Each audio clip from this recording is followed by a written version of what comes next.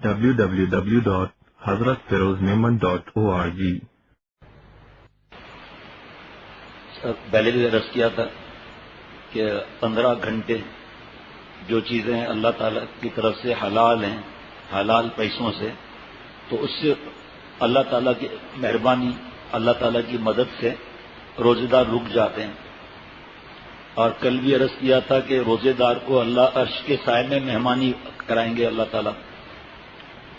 تو یہ 15 گھنٹے آپ دیکھیں، عام دنوں میں 2-3 گھنٹے پانی نہ پئیں، گرمی بھی نہ ہو زیادہ، لیکن چائے نہ ملے، ناشتہ نہ ملے تو کیا حالت ہوتی ہے، ابل پڑتا ہے آدمی۔ اور 15 گھنٹے اللہ تعالیٰ کی توفیق ہے، کون کھلاتا ہے کون پلاتا ہے۔ اس میں ایک بات اور ضروری کرنی تھی، سگریٹ یا کوئی بھی نشہ یہ چھوڑنا آسان ہے۔ بہت بڑی تعداد میں نوجوان نشے کی وجہ سے یا شوقیہ روزہ نہیں رکھتے، وہ پھر انہوں نے توبہ کر لی، کئی بیان گئے، کوئی رائیونڈ چلے گیا، کوئی بھی مدرسہ کے حالات دیکھ کر توبہ کی، اللہ کو تعالیٰ نے توفیق دی، تو اس نے پھر وہ روزے بعد میں رکھ لیے، تو اس کو گناہ اس پر ختم ہو جائے گا، روزے کا، روزے نہ رکھنے کا گناہ ختم ہو جائے گا۔ لیکن اگر ساری زندگی ایک روزے کے بجائے ساری زندگی روزہ رکھے تو رمضان کے روزے کا ثواب اسے نہیں ملے گا، قضا ادا ہو جائے گی۔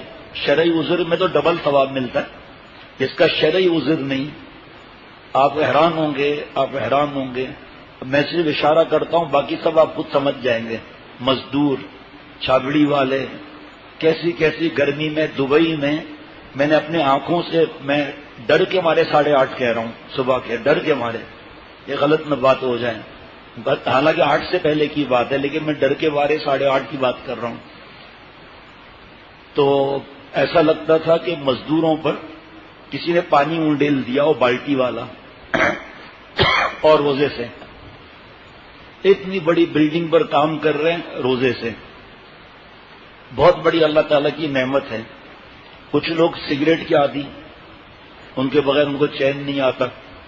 ہلکا سا دھیان، رہ کر بشر کو دنیا میں زیبا نہیں غفلت، موت کا دھیان بھی ہے کہ ہر آن رہے، جو بشر آتا ہے دنیا میں یہ کہتی ہے قضا، میں بھی پیچھے چلی آتی ہوں، ذرا دھیان رہے۔ یعنی بہت زیادہ دھیان کی ضرورت نہیں، ذرا دھیان رہے، ذرا دھیان تو زندگی صحیح سمجھ لے گی۔ ہم سگریٹ پر اب آ جائیں، نسوار یا کوئی بھی نشہ، اور بعض لوگ بس روزہ افطار ہوا، جو موقع آیا سگریٹ پئیں گے، ٹھیک ہے۔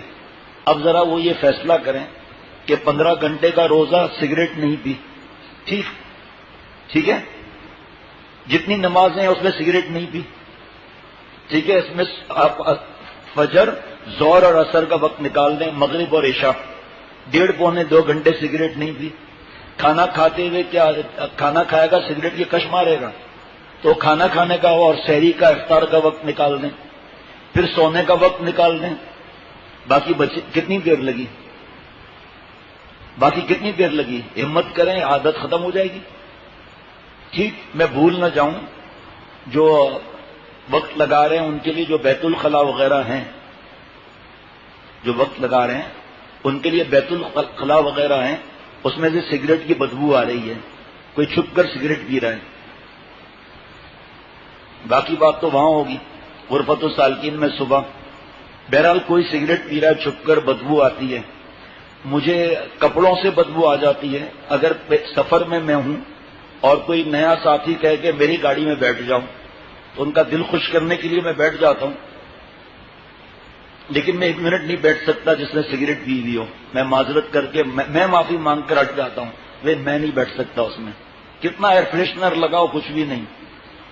غلطی کس سے نہیں ہوتی، اس کا فرض ہے اپنی غلطی بتا کر اب معافی مانگ لیں، ورنہ میں کپڑوں کو سونگوں گا کل اور منہ کو بھی سونگوں گا، وہ بدبو آپ ختم نہیں کر سکتے، یہ پہلے بتا دیتا ہوں۔ جو سچ بولتا ہے نا اس کے لیے آسانی ہے، جو جھوٹ بولتا ہے وہ پکڑا جاتا ہے، پھر مشکل ہو جاتی ہے رہائش اس کی۔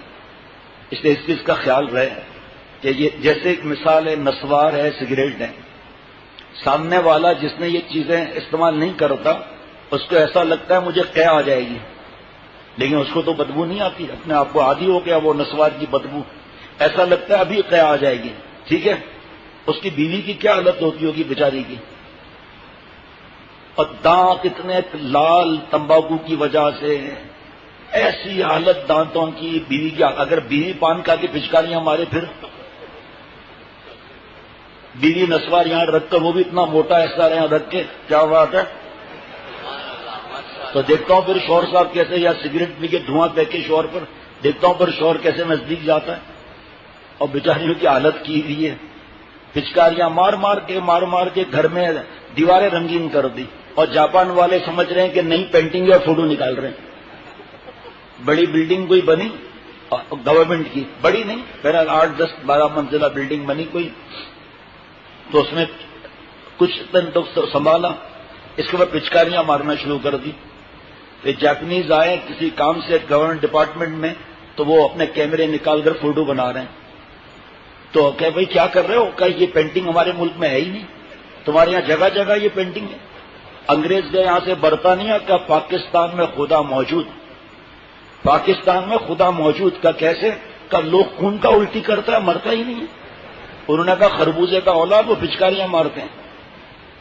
دیکھو آپ، جاپنیز کو بہت تکلیف ہوتی ہے، خواہ مخواہ اچھل کود کرتے ہیں یہ. جب ہم ساؤتھ افریقہ حضرت والا کے ساتھ گئے، 360 کلومیٹر کا جنگل ہے، اور شیر گھومتے رہتے ہیں، ملتے مشکل سے ہیں لیکن گھومتے رہتے ہیں. ایک جگہ شیر اور شیرنی اور یہ بیٹھے ہوئے تھے، تو اس میں بار بار یہ اعلان ہوتا ہے کہ کھڑکی مت کھولنا. وہ جیپنیز نے گردن باہر نکالی اور زوم قریب کر کے فوٹو کھینچنے لگا. شیر آیا، اپنا سموسا کھا کے چلا گیا، اسی کھوپڑی کو منہ میں رکھ کر چلا گیا، اور فوٹو کھینچو. ہم لوگ بھی کھڑے ہی تھے. تو شیرنی جو ہے وہ دم ہلاتے ہلاتے اس کونے سے اس کونے میں پہنچ گئی. تو 5 منٹ بھی نہیں گزرے تھے، شیر بھی دم ہلاتا ہوا جا رہا ہے. حضرت نے فرمایا کہ واہ زن مرید. حضرت کا تو انداز ہی ایسا تھا، دین پھیلانے کا انداز میں نے تو کبھی زندگی میں نہیں دیکھا اس طرح. اللہ تعالیٰ ہم سب کو سمجھ عطا فرمائے ان چیزوں میں کیا رکھا ہے. یہ تمباکو کا پان کھانے والا کبھی ذکر کر سکتا ہے؟ آپ کو پتا ہے جہاں بدبو آ رہی ہو وہاں پر ذکر نہیں کرنا چاہیے، تلاوت نہیں کرنا چاہیے. حضرت پھول پوری رحمۃ اللہ علیہ 5 میل ٹانگے پر جاتے تھے بخاری شریف پڑھانے کے لیے. حضرت والا فرماتے تھے قرآن شریف پڑھتے ہوئے، اور بازار سے راستہ تھا لیکن کبھی نظر اٹھا کر نہیں دیکھا.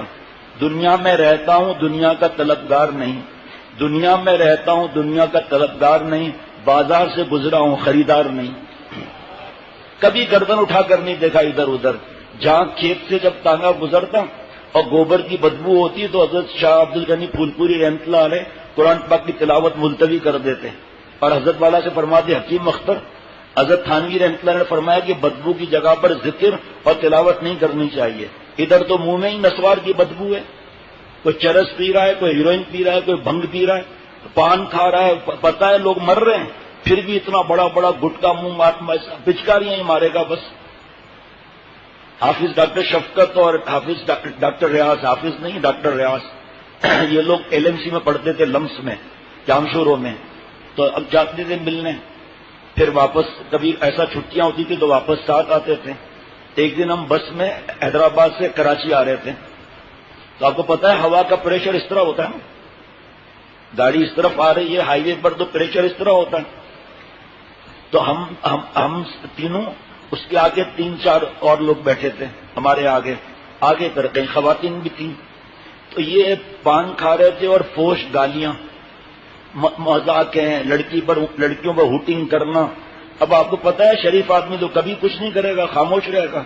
اور ہم لوگوں جیسے تو ڈرپوک بھی ہیں کہ کہیں خنجر نکال دے، کہیں ٹیٹی نکال دے. اور پھر ہم میمن، ایک ڈاکو جو ہے گھس گیا اس میں گھر میں، میمن نے گن نکال لی. اور اب وہ ہلنا نہیں خود ہل رہا ہے، کا ہلنا نہیں خود ہل رہا ہے. اب میمن گن نکالے، آپ سوچو ذرا کہ ہلنا نہیں، ڈر بھی رہا ہے، ہلنا نہیں. ڈاکو سمجھ گیا کہ میمن ہے، کیا اس گن کو بیچے گا؟ کہاں 4 پیسے کا فائدہ ہوگا، بیچ دے گا. تو ویسے بھی ہم لوگ ڈرپوک، تو کسی کی ہمت ہو بھائی. اس کے بعد پان کی پچکاریاں باہر مارتے اور پھر گالیاں، پھر پچکاری ماری انہوں نے، پھر بیٹھ کر گالیاں دے رہے ہیں، گندی مذاق، شور شرابہ. تو ڈرائیور نے جو بس چلا رہا تھا کہا بھائی کوئی مسئلہ کیا ہے کہ تم لوگوں نے؟ لوگوں نے کہا نہیں.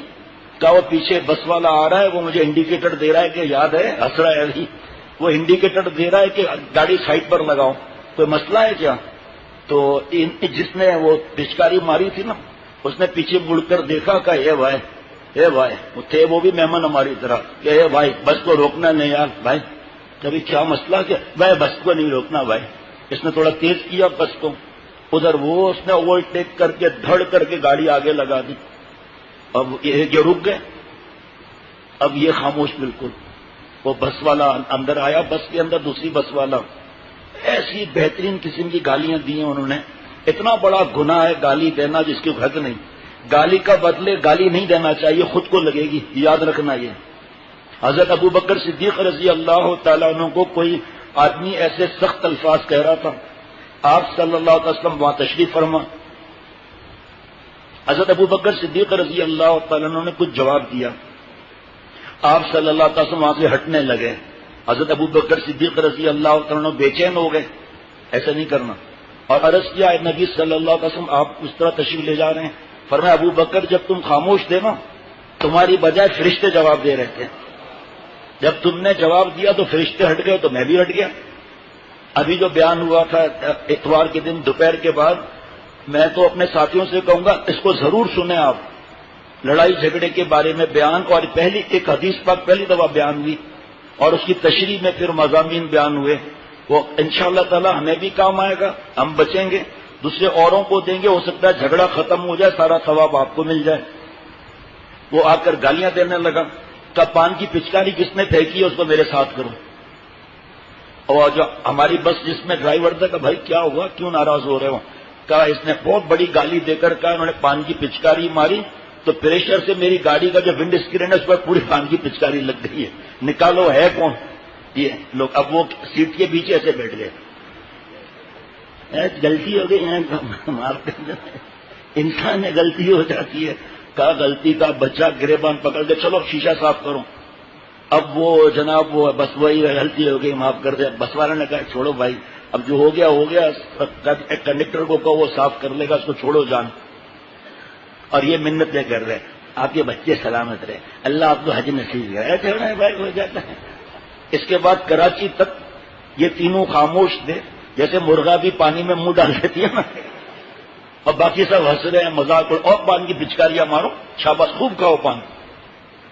ایک آدمی جتنے پان کھاتا ہے نا، پان، گٹکا، کیا بولتے ہیں، بھیل پوری، اور جناب پتہ نہیں کیا کیا نام، وہ اس پر شکل بنی ہوئی ہے کسی آدمی کی، اور اس میں لکھا ہوا ہے کہ کھائے گا تو ایسا ہو جائے گا. بھی لوگ کھاتے ہیں.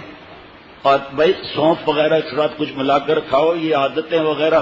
بس اتنا سمجھ لو کہ یہ نسوار جو کھاتے ہیں، جو سگریٹ پیتے ہیں یا تمباکو وغیرہ کھاتے ہیں، ان کی بیوی اگر نسوار میں اتنا بڑا لگا کر اور پھر بات کرے، اور ایسا منہ میں بدبو کا بھپکا ہے، اور سگریٹ پی کر شوہر کے منہ پر پھونک مار کے بات کرے تو کیا حالت ہوگی. اس لیے جس نے سگریٹ پی ہے وہ اس کی سگریٹ کی عادت چھڑانے کے لیے ہمارے پاس پرچہ ہے. بتا دے مجھے صبح تک. نہیں بتایا میں اس کے کپڑے خود چار کپڑوں میں پورا پرفیوم لگا دو، آپ مہنگا والا، ہاں 400 روپے کی قمیض 4000 کا پرفیوم لگا لو. انشاءاللہ اللہ کی رحمت پر بولتا ہوں مجھے پتا چل جائے گا. آپ اپنے منہ کو کتنا رگڑ دیں. میں جن کا مجھے پتا ہے نہیں پیتے اس کو نہیں، باقی جو ہے وہ پتا چل جائے گا سگریٹ پیے یا نہیں پیے. اس لیے صبح سے مراقبہ کر لو، استخارہ کر لو کہ بتانا ہے نہیں بتانا ہے، پھر دیکھنا. اور ٹنڈو باغو اور میرپور بٹورے سے لوگ آتے ہیں، وہاں میں نے دیکھ لیا تھا اتنا منہ کے اندر گٹکا بھرا ہوا. ٹنڈو باغو، میرپور بٹوروں اور بھی ہیں، ایسا تھوڑی ہے. اور نندو اور بنو وغیرہ کے لوگ یہاں زیادہ آتے ہیں. میں لانے والے سے میں کہتا ہوں اگر کسی نے گٹکا کھایا اور یہاں پچکاری ماری تو بتا دیتا ہوں صحیح نہیں ہوگا. اب وہ ان کو سمجھا کے آتے ہیں، مجھے کہتے ہیں سائنڈو ظلم تے نکرے بابا. انہیں پکی عادت تھی یا تھوڑا تو موقع دو، یا تھوڑا موقع دے، عادت پکی بغیر. وہ الحمدللہ یہ بس بھر کے آئی ہے پوری، کسی کو گٹکا کھانے نہیں دیا الحمدللہ. اور وہ ایک دو جو پرانے دو چار سائیں چھوڑو، میں نے کہا تھوڑا بھی نہیں، تھوڑا یا زیادہ کچھ بھی نہیں. ادھر سارے رنگ لگ جائیں گے، پھر جاپنیز آئے گا فوٹو کھینچنے کے لیے کہ یہاں پر اینٹک تصویریں ہیں، اس لیے وہ ہمارے کہاں فوٹو کی اجازت دیں گے؟ یہاں فوٹوگرافی تو حرام ہے بھائی. www.hazratferozmeman.org رضوان کی چین اینڈ گفٹ سینٹر لایا آپ کے کاروبار کی تشہیر کے لیے لکڑی، پلاسٹک اور میٹل کے کی چین، کلاک، موبائل سٹینڈ اور دیگر گفٹ آئٹمز اپنی دکان، سکول، ریسٹورنٹ اور فیکٹری وغیرہ کی مشہوری کے لیے اپنے پسندیدہ کی چین، کلاک اور دیگر ڈیکوریشن اور گفٹ آئٹم تیار کروائیں. برائے رابطہ 0306616720 034596309979. رضوان کی chain and gift centre, Shahdara, Lahore.